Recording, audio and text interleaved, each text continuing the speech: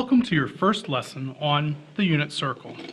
We're not going to get directly to the unit circle, but we're rather going to look at some trigonometry in each of the four quadrants.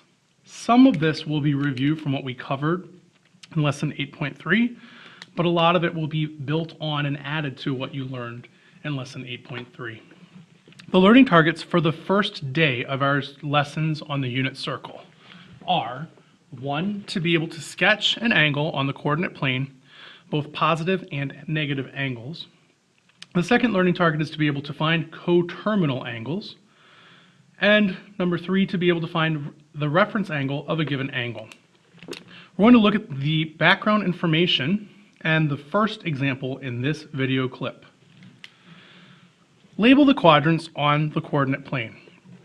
Most of you know that if you want to get this correct on an assessment, we all know that the quadrant 1 is the upper right quadrant, and we follow the order of the letter C, making the upper left quadrant 2, lower left quadrant 3, and lower right quadrant 4. We know that this is the positive side of the x-axis, 0 being at 0, 0. This is the negative side of the x-axis. This is the positive side of the y-axis, the negative side of the y-axis. We'll get into this later, but any point in this quadrant has positive x and positive y coordinates. Over here, negative x and positive y coordinates, negative x and negative y coordinates, positive x and negative y coordinates in quadrant 4.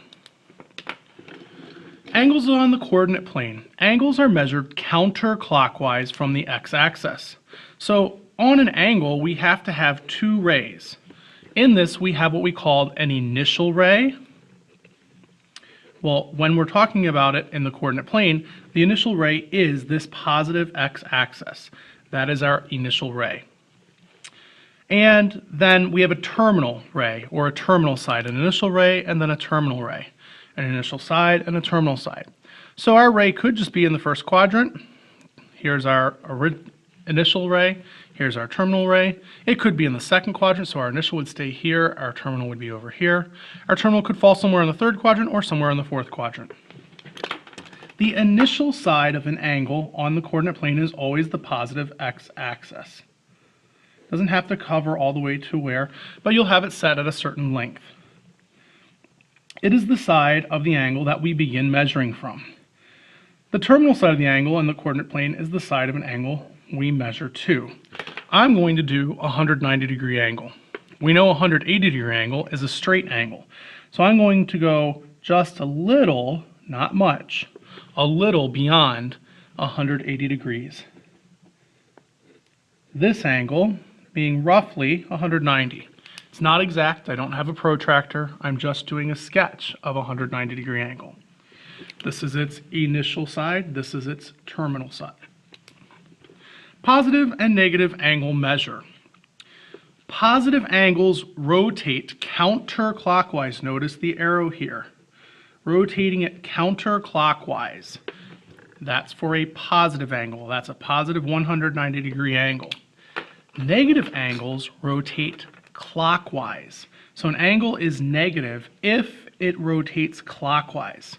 So this same angle, yes, it went 190 degrees from here to here, but I could have gone in the other direction. And if you remember, those two have to add to 360. Well, 360 is full circle. 360 minus 190 means that this has to be backwards 170 degrees.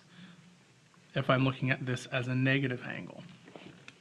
So positive an angle if it's going counterclockwise, negative if it's clockwise. So here I'll do one that's roughly, there's my positive angle. We'll say that that's 155 degrees. So we've got a 155-degree angle. And then I could do the same terminal ray if I want to. This is kind of leading into our next concept. But actually start with, this is going in the opposite direction. That would be 205 degrees. 205 degrees in the opposite direction would get me in the same place. Those are supposed to be in the same place. But you get the idea. Going counterclockwise gives you positive angles from up to 90, 180, 270, 360. So we might want to make a note that this is both 0 and 360 if we come all the way back around. This is, is 90, 180, 270. If we're going counterclockwise. If we're going clockwise, then this is negative 90, negative 180, negative 270, and going all the way around would be negative 360 or right back to 0.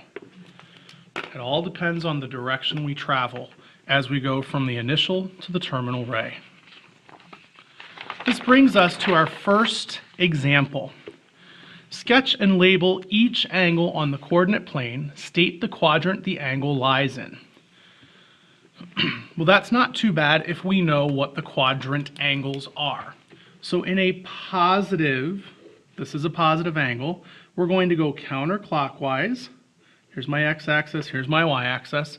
Now, I'm not going to write this down, but I know, and some of you might write it down to help you, this is 0 or 360, this is 90, this is 180, and this is 270. Well, 80 degrees is less than 90 degrees, so we know that our initial ray will be on the x-axis, and then a terminal ray of the same length will be just shy of the 90, and counterclockwise 80 degrees. This is in quadrant 1. For the 125 degree angle,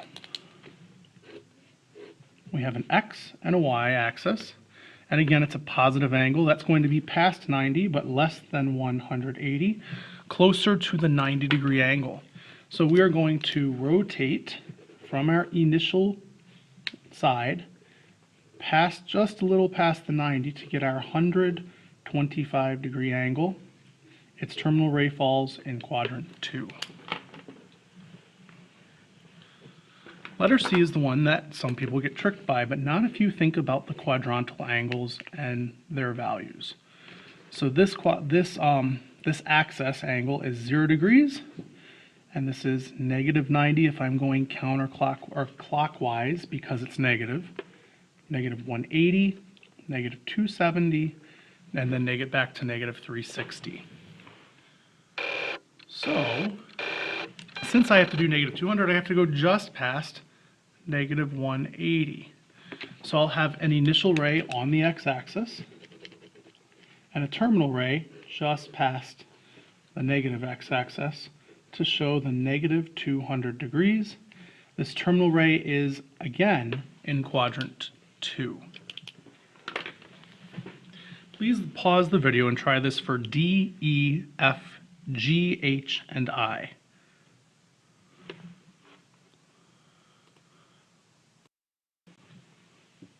Looking at letter D, it is a positive angle, so we're going to go counterclockwise. We're supposed to go 460 degrees. 460 degrees is 100 degrees more than 360. So it means that it will have gone all the way around the circle. Here was my initial ray. We'll have gone all the way around the circle to achieve 360. And then it goes an additional 100 degrees, so just past the 90. So my terminal ray, here's my initial ray, here's my terminal ray. Some of you might have gotten confused by that one. This is 460 degrees. And that's the blue one, not the brown one that I just looked at is 100 degrees, but this whole thing, this blue spiral going counterclockwise represents the 460 degrees, and it is ending in quadrant 2. That seems to be happening a lot in the last couple. 230 degrees is less than 360, so remembering that this is 90, 180, 270, it's going to fall in this quadrant closer to the 180 than the 270. Actually, no. All right, so we're going to go right about there. There's 230. And so it has rotated counterclockwise past 90, past 180 to 230. And this is in quadrant 3. Negative 110. Negative 110 is going in the opposite direction, making this negative 90, negative 180. Negative 110 is going to fall a little past the negative 90. So I have my initial ray and going clockwise 110 degrees for my negative 110. This is also falling in quadrant 3. 300 degrees is between 270 and 360. So I'll put my terminal ray in there. Here's my initial ray, and it goes counterclockwise since it is a positive angle. It is a positive angle. That's ending in quadrant 4. That's my 300-degree angle. For negative 400 degrees, that is more than 360. So if I have 360 minus, take away the 400, or 400 minus 360, it's actually 40 degrees more. It's 40 more. Or actually 40 less in this case because we're dealing with negatives. 40 less than negative 360 since we're dealing with negatives. So what that means is this will have gone in a negative direction all the way around one time, and then it'll go an additional 40 degrees to get the negative 400 degrees. So here's my initial ray. After following this purple curve and spinning around, it will end right, it'll stop right here, like a spinner. It will spin around and end right here. Letter I is our last example for our last problem for example 1. But again, I want to demonstrate that. Here's my initial ray. It spins around. There's 360 degrees and then an additional 40 degrees. Negative 210. Well, this is negative 90. This is negative 180, negative 270. I'm just drawing that so that you have that as a reference. Starts here, goes in a clockwise direction till we reach negative 210. This falling in quadrant 2. And I believe in the last problem I forgot to write that it's in quadrant 4. So I have to make sure that I answer all parts of the question. This actually leads us to a discussion on coterminal angles, which is something I'm going to ask you to explore a little bit, and then we will go through in class. I want you to see if you can sketch these and answer this question down here about which angles are coterminal to A and B roughly. And think about that. How are coterminal angles related? And we'll be talking about that in class. Please go on to example 2, the clip for example 2 of day 1.